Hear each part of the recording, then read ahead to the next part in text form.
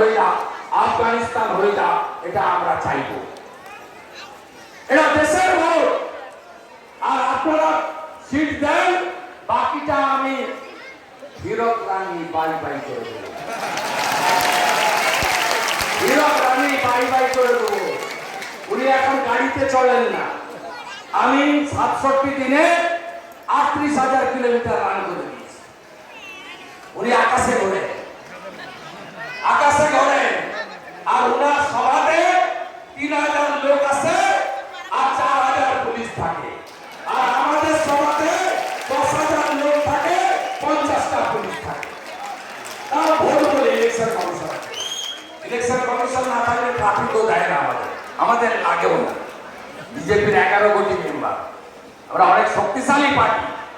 18টা রাজ্যে সরকার চালাই আমরা। প্রস্তুত থাকুন, 4 তারিখের পরে